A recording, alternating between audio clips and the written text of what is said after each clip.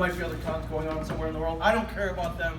We're here in Stockton. Not this week. I got some pretty cool special guests here, legends in the industry, creators, artists, badasses right here. I'll start to my extreme right, Chris Meriden, everybody. Next to him, next to him, my clock says 11. He is on time. Mr. Dan Brereton, everybody. And a special last second edition. It's kind of like, it's like, oh man, we gotta call him the cleaner right here. Tim Bradstreet, everybody. We've had to clean up today, even though I'm third in the order. You guys look very good. Like I don't sense a hangover in the house. You guys might be holding it together very well.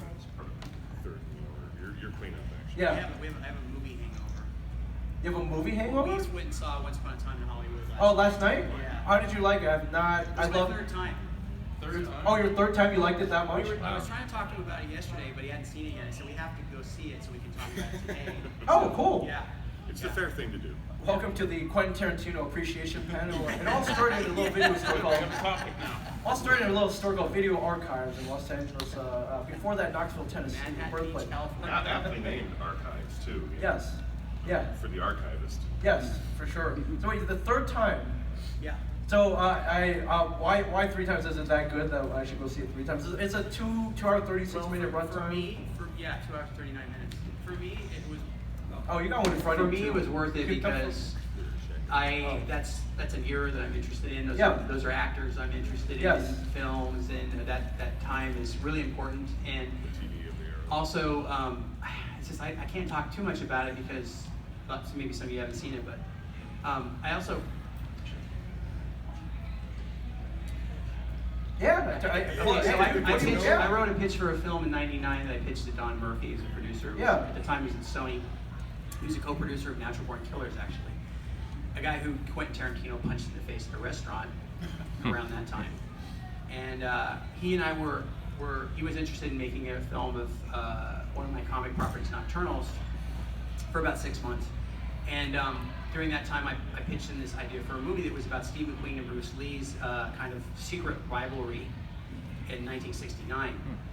And there are things that happened in my movie pitch that are very similar to this film. And when I heard they were making this film, I thought, I wonder since Tarantino doesn't make historical films necessarily, maybe his will go in the direction that mine went. Right. I'm not going to tell you what direction mine went. Well, you can say that I think it's widely known, and it's no secret that it's. Yeah, you got one. That one should check work. your mics, you No, must. no. I think it's widely known. I think Nice. people know that it's a revisionist. Yeah, there's right? So that's the key to So what mine you're was talking very, about. it wasn't even revisionist. It was like just taking the idea of these real people and then the idea of Steve McQueen envying Bruce Lee, his martial arts skill and his sort of natural badassness, and then Bruce Lee envying Steve McQueen being a giant star. And they both kind of wanted those things, and so they did, in real life they did know each other. And so I thought that would be a great, fun film. And Don liked it, and then I never wrote a script. So when I heard they were making this movie, I thought, okay, well then Quentin made it. They didn't Sort pay of, for a not first really, draft, right? but I think it's one of his best films. With first draft. Dude, I'm about Did to they reach pay my for a pop- first draft? Yeah. Oh, I would have written it if they had. That's Yeah. why you didn't write it. Yeah. There was no money involved, so. Exactly. I You didn't I was fall too to the busy. writer's pit. I'm a freelance comic book guy, and I can't write spec scripts. I have deadlines. Right. So. But I'm What about another industry friend of ours did, and I won't mention names, just take your comic script and drop it into Final Draft and turn it in. He was the laughing stock for a little while, unbeknownst to him. Yeah, I would have done it as a comic. That would have been a lot of fun. Yeah. But yeah, so I had a connection to that, and I always am very curious. And I don't always feel like he turns in a masterpiece every time, and he's one of those And that's okay. film. Yeah, that's totally fine. Not every Beatles song's a hit. So, and I'm not even comparing him with the Beatles. You can't. But it just spoke to me, and so I think it's my favorite Tarantino film so far. It's in your wheelhouse, if that was the subject matter-ish of totally. where you were Yeah, coming it's a from. movie that era, I want to go see. It's about things I'm interested in, that I love. It takes you places that you don't expect, which I love too in a film. I love that Tarantino can write a script and he can go off in directions that other writers might want to do, but they're never approved to do. He's got that clout. He can kind of take his whims and his fancies and turn them into something on screen that's very unique. Plus, Dan and I are and I Chris probably too, we're all about the same age, and we grew up in that, under the specter of the Manson family, Yeah. you know, like, it was like, we were like, what, we were, you know, 5, 6, 7 years old at the time. And when, you know, like, I think security locks and deadbolts, the sales for those things went up like Yeah. 1,000% No, across these the are the country. people It that scared ruined the the entire 60s. country. You know, the 60s could have gone on. You know, sometimes eras they surpass their era.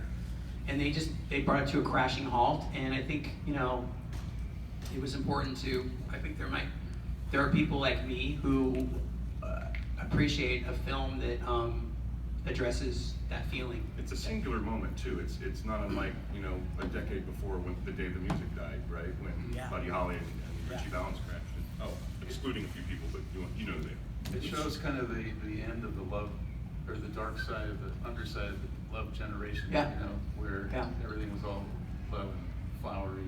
And that's what I grew up with in the 70s, was the flip side of the flower movement, the flower power thing. Yeah. Was sort of like, you know, when they start seeing all these dirty hippies. And I remember we were talking about this after the film when I was a kid. Afterwards, when I'm like 6, 7 years old, 8 years old, and the kids that were older, the teenagers, they had long hair, they were surly, they smoked, they were trying to steal your bike, they were trying to intimidate you, and when we saw them coming, we ran the other way. And people would ask us if we'd get in their car and show them where their freeway was. We were talking about this last night. People come up and try and kidnap us and get us into their car, and sometimes they were that sort of younger looking, even women, younger girls, and it was creepy. And right there off were the some end of scary the things. Civil rights movement and all that too. So Yeah. there were Zodiac lots- Killer was out in the Bay Area. I lived in the Bay Area. Zodiac Killer was loose somewhere. You know, it's scary. We were scared as kids. Yeah, that's why comic books are so important to me, because they gave me a feeling, a sense of empowerment. And even if the bullies at school, you know, I felt like Captain America and Thor and Conan the Barbarian. These are characters that you could look up to, and couldn't necessarily relate to them, but they were something that lent me strength in my struggle. You couldn't relate to them directly. You could relate to theirs. Yeah. I mean, because you could identify with it. Yeah, definitely. I mean, that's why it's escape. It was a pure form of escapism that I discovered very early on. It was very important in my life. I guess it still is. It's what many of us have in common that love this industry. And then I got into crime fiction in my 20s, and that was it for me. It's like, I kind of, superheroes are cool and everything, but I leave them in my childhood. My thinking about them is in my childhood, and now it's, you know, I'm off into other genres and areas of storytelling and stuff. But it all kind of comes together, you know. Well, you're doing the X-Men right now, right? I'm not supposed to be talking about that. Spoiler. But yeah, I'm doing a short. Exclusive, everybody. I'm doing, so I'm doing a short, like 10-page X-Men story for Marvel for a super secret project. And I'm doing the X-Men of 1975, like the day after the events of Giant Size X-Men #1. Sweet. It's fully painted, Dude. and I'm late. You can have some Cockrum-esque kind of like inspiration. Well, I mean, I'm looking at Cockrum every day. I mean, I try not to look at Byrne too much, but I'm trying to keep it in that era. And, you know, I can't channel artists and ape their styles. I'm not even trying to do that. But, I mean, I'm just hoping that Cockrum comes through somehow. You know what I mean? I think there's a through line in your work, in the basic figure drawing that you do that kind of lines up fairly well with Cockrum. Oh, okay. All right, that's interesting. Not in every Well, it instance, won't be for but me to say I when see it your comes out. marks. It'll be for everyone else too.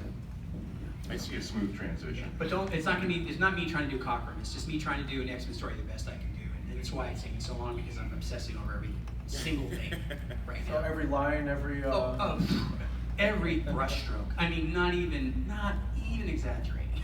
So I'm hoping I'll get loosened up by page 3. If you need me to model for you, I'm available. Yeah, okay. Thunderbird. Okay. Banshee. Yeah, me too. I'm about Wolverine's height. I think what 5'3", 5'4". Like I'm not his like. See, that's the other thing too, is I'm not sure I'm getting his height right. It's really hard to draw him as a 5'4" guy and not seem comical. Although I'm not a fan of people who are trying to draw him like he's 7 feet tall.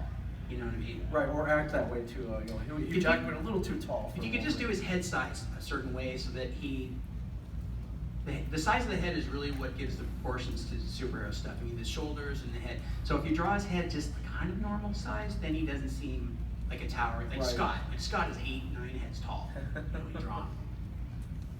That's cool. What are you guys working on now? They only gave us 30 minutes for this panel, so I want you guys to plug everything. 30 minutes? Yeah, I know, right? That's outrageous. It is for these tight